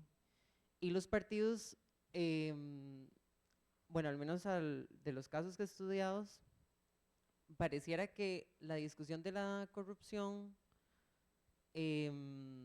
no es algo que tengan la intención de estructurar o combatir, digamos, con acciones claras, sino que más bien responde primero a un aspecto coyuntural, ¿verdad? Porque estos casos fueron como los casos, ¿verdad? Entre 2004 y 2017, ya después de 2018 tenemos otro grupo de casos que, bueno, más adelante se tendrán que tocar, pero no es como que los partidos tengan una línea clara y sistemática de cómo combatir, por ejemplo, la corrupción, sino que la defensa es al momento en que estos casos ocurren, se les vincula y entonces ahí empieza el proceso de defensa. Pero en el momento que los medios de comunicación dejan de darle, por ejemplo, difusión a este tipo de casos, realmente uno lo ve, digamos, por ejemplo, los cambios en los estatutos orgánicos para poder volver a unir figuras políticas, como pasó con Calderón Fournier, o por ejemplo con el caso del Partido Acción Ciudadana, cambiando el estatuto orgánico para poder acceder a más recursos, ¿verdad? Es decir, o el movimiento libertario de plano que rechazaba desde su posición ideológica el recibir recursos del Estado, diciendo, ok, yo sí necesito ese dinero porque no tengo quien me done, ¿verdad? Entonces como que el discurso o la narrativa contra la corrupción en realidad no está interiorizada, digamos, como un eje de ejecución de lo que tienen que hacer. Gracias. Quiero contestar la pregunta de Fran sobre qué mensaje deja esto los medios, uniendo el comentario de doña Cisca, porque, a ver, los datos indican que las personas están compartiendo todavía, o compartimos, contenido noticioso, contenido producido por los medios de comunicación en nuestras redes, ¿verdad? Pero entonces, señalaba doña Cisca, ¿verdad? Se evidencia en esa red de poder, supimos en el caso costarricense de ese fideicomiso ¿verdad? Y todas las mañas que para hacer el financiamiento de campaña, los medios lo cubrieron, la Nación lo cubrió ampliamente, pero entonces el reto es, eso no tuvo tracción en la ciudadanía porque hubo una buena investigación periodística, ¿verdad? Y le dedicaron esfuerzos, recursos y espacio y tiempo, pero no lograron hacer la traducción, ni los medios, ni los partidos contrarios a Chávez, porque los otros partidos pudieron haber dicho, ok, aquí está el insumo, aquí está el contenido, ¿cómo hacemos una traducción que sea potable, amigable, para que la ciudadanía entienda este tema complicado? Porque yo creo que el reto fue eso, el tema era complicado, la gente no sabe qué es un fideicomiso, ¿verdad? La gente no entiende de finanzas de campaña, entonces, bueno, los medios cumplen con hacer, o no todos, la Nación cumplió con, y creo que se hoy, con hacer la investigación, pero falta esa parte, bueno, la gente lo que está consumiendo y cómo son esas narrativas en redes sociales, entonces cómo traducimos algo tan complejo a una narrativa que la gente sí la entienda y por tanto después la comparta, y esperamos que si la entiende y la comparta, después eso se traduzca en castigo, digamos, en votos, en no votos en el momento electoral. Digamos, ese para mí es el reto.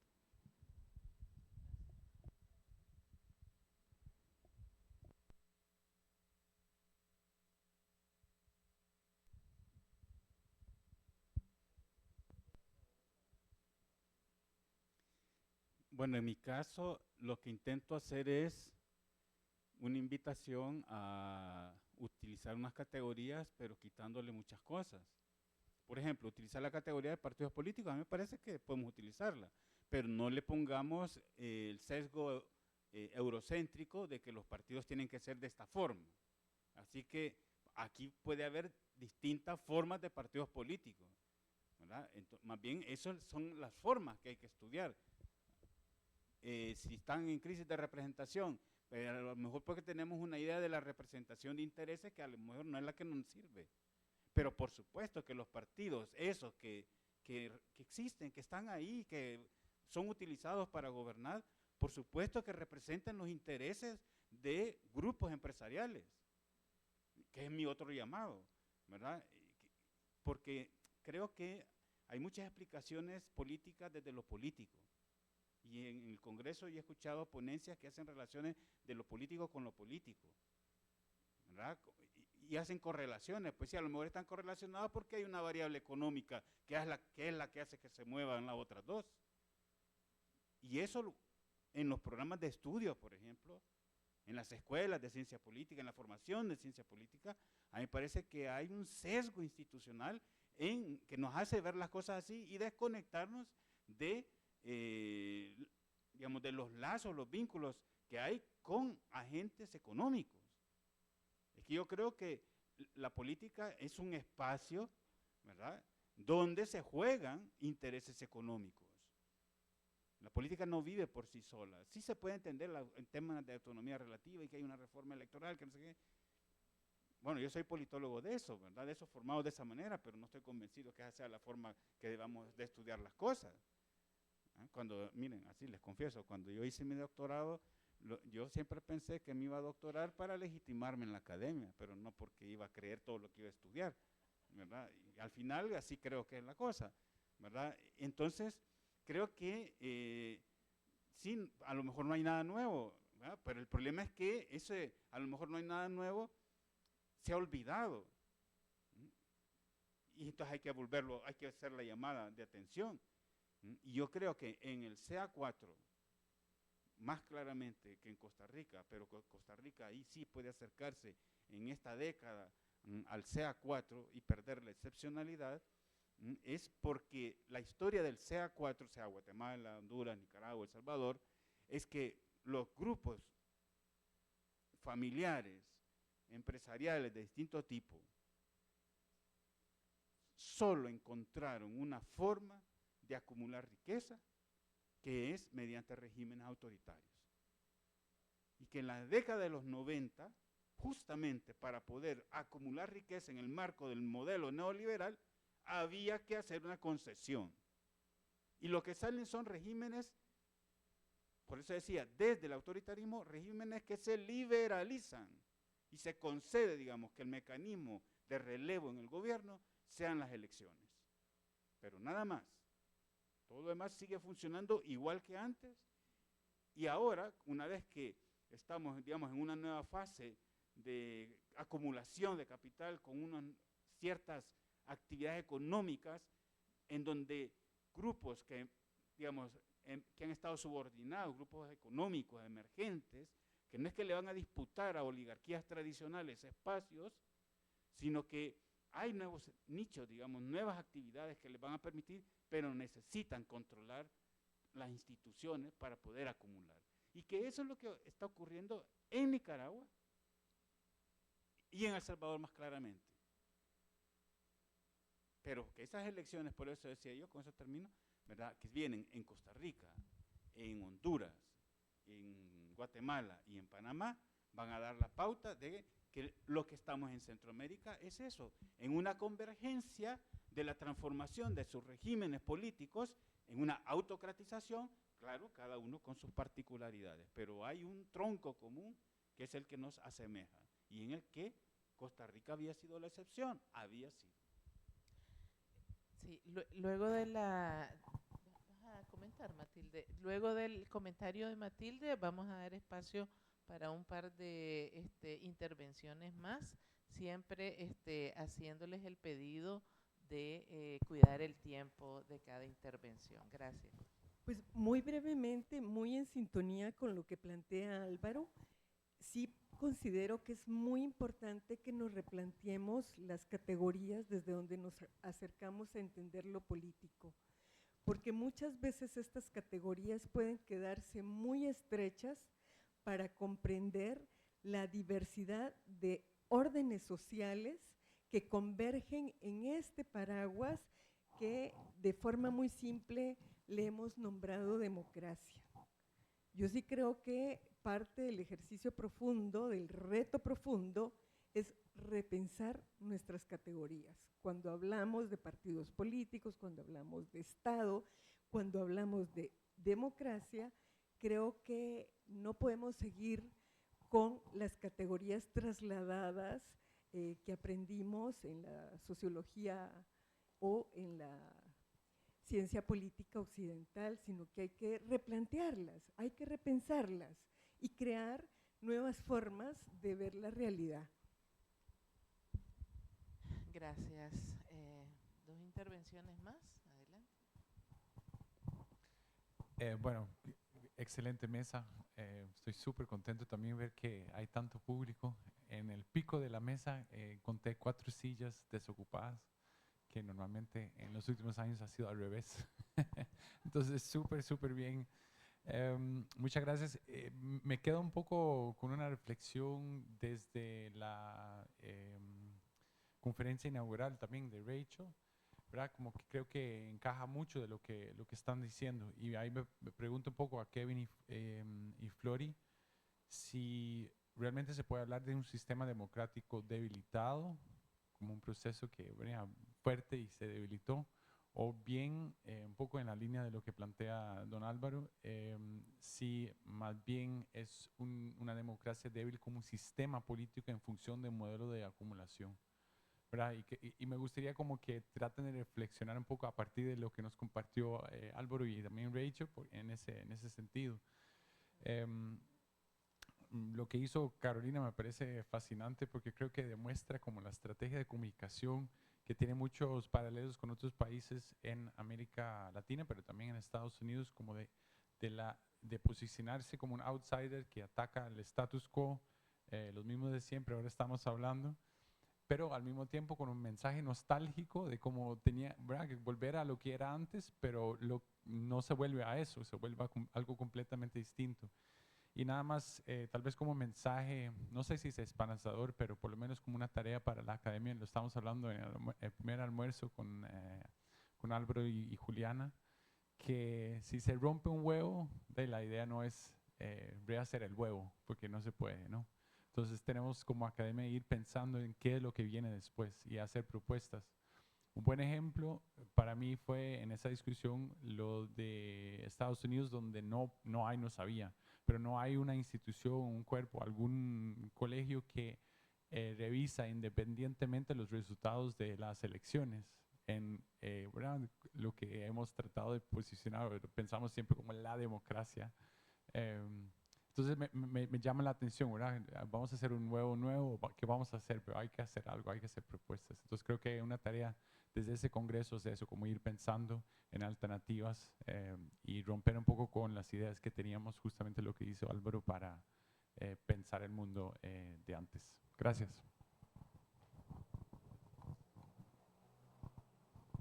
Gracias. Un saludo desde Honduras. Miguel Macías, de la Universidad Nacional. Estábamos aquí cuchicheando mientras Álvaro y Matilde y Carolina hacían sus presentaciones, que fue las últimas que logramos escuchar. Y teníamos curiosidad con esto último que acaba de decir. Las elecciones que vienen en noviembre, en el caso de Honduras, van a marcar la pauta si entramos en dinámicas de digamos, de cómo se consolidan grupos de poder. Nosotros creíamos que en el caso de Honduras estamos saliendo, pero nos llamó la atención de estar en el mismo costal del resto de países. Entonces queríamos aclararnos un poco a qué categorías y variables nos hacen estar en ese mismo costal. Esa es una primera. Estamos claros que hay que repensar estas categorías, ¿verdad? Yo creo, a lo mejor esa es la primera tarea para nosotros mismos, seguir pensando la realidad desde estas mismas. Y nos sentimos, estábamos pensando los valle y nos dio escalofrío cuando vimos ahí la foto y pensamos en Jo regresando a Honduras, ¿verdad? Ojalá que no, pero Matilde, sentimos como mucha, digamos, coincidencia en estas afirmaciones que hace de cómo se va reconfigurando el poder a partir de nuevos poderes, ¿no? De estos poderes que están subterráneos, ¿no? Y el caso de Honduras, quizás ahí es donde entra un poco este tema, ¿no? Poderes políticos, poderes fácticos, ¿verdad? Que es un poco complicado.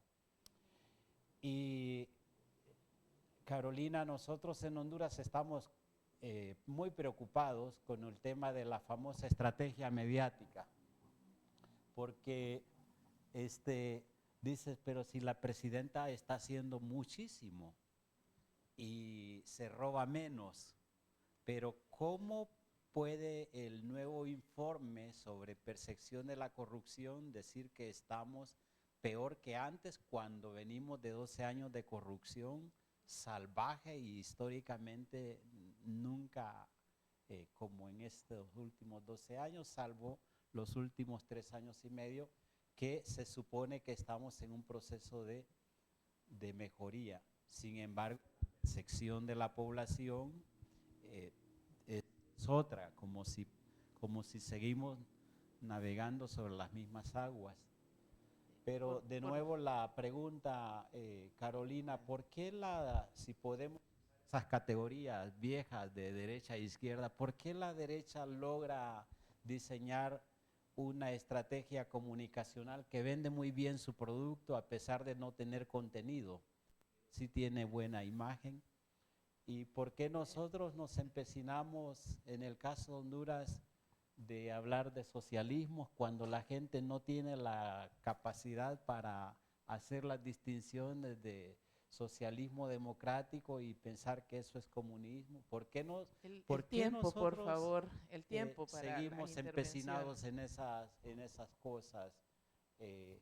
No sé, en términos de percepción y demás, que me parece que valdría la pena reflexionarlo también.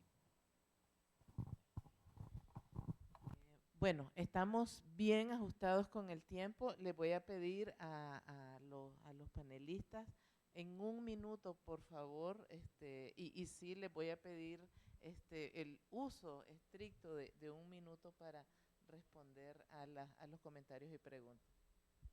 Ok, bueno, rápidamente a la pregunta de Kuhn, bueno, no sé si podría plantearse como que hay algo positivo de este tipo de situaciones, pero digamos, se arrastran este tipo de casos de corrupción y viene todo un proceso dentro de la Asamblea Legislativa para hacer cambios. Entonces, por ejemplo, los casos de corrupción con financiamiento de partidos políticos los conocemos gracias a una reforma electoral. O, por ejemplo, posterior igual a casos de corrupción en procesos de contratación, ahora tenemos otros procesos de fiscalización que implica, por ejemplo, una plataforma como el SICOP, ¿verdad? Entonces, sí que es cierto que se puede hablar de un debilitamiento de la institucionalidad, pero también vemos que hay ciertas respuestas con trabas, con problemas que duran su tiempo para que se logren hacer o finalizar, pero sí que hay una cierta respuesta por parte de la institucionalidad aún. Sí, solo para agregar, la literatura plantea que hay un debilitamiento institucional en Costa Rica desde la crisis de los 80, ¿verdad? Entonces, con todas las transformaciones que han habido, y es algo que yo también trabajo en mi tesis, hay una modernización institucional que lo que intenta es emular las formas de control de los países del norte especialmente, y cuando llegan acá a Costa Rica, funcionan a cierta medida y en cierta medida no, ¿verdad? Entonces es como que la institucionalidad costarricense es enclenque, hay cosas que van para adelante y cosas que van para atrás. Sí hay un debilitamiento democrático en el sentido de que se ha hecho una transferencia de poder a manos privadas de manera expansiva desde los 80s para acá, pero la institucionalidad funciona hasta cierto punto y en otros puntos tiene obstáculos. Entonces ahí, ¿verdad? Yo entro en este debate como de qué hay que hacer con las instituciones y está esta cosa de hasta cuándo se defienden y en qué momento presionamos para el cambio, pero sí creo que a nivel nacional le hemos dado como demasiado peso a los partidos políticos o hemos deliberado demasiado poder ahí y que entonces el rol ciudadano en Costa Rica realmente es muy debilitado y que para fortalecer la institucionalidad ahí también debería que hacerse como todo el trabajo y dejar de plantearlo tanto estas dinámicas más estructurales, sino como volver un poco a lo cotidiano, lo comunitario y demás. Estoy de acuerdo que la derecha tiene buenas estrategias de comunicación sin contenido. Ayer salió publicado en La Nación un estudio que dice que los jóvenes en Costa Rica, muchos se definen como de centro, pero entre la izquierda y la derecha gana la derecha. Entonces yo creo que lo que está pasando es que estamos en una época de nuevos lenguajes, nuevas narrativas, nuevas plataformas y no sabemos comunicarnos con esos lenguajes, esas narrativas, esas plataformas. Y ellos sí. Entonces creo que tenemos que tenerle menos miedo a la afectividad, a las emociones, porque nosotros tenemos el contenido, bueno, digamos nosotros, digo yo, tenemos el contenido, pero nos apegamos a ese contenido académico, formal, de argumentos racionales. O sea, si no saben qué es un fideicomiso las personas y explicarlo es complicado, hay que acudir a las emociones, hay que acudir al afectivo, porque si los jóvenes son más derechas porque les están llegando a través de ese lenguaje que y esas plataformas y esas narrativas que no sabemos utilizar todavía en todo su potencial.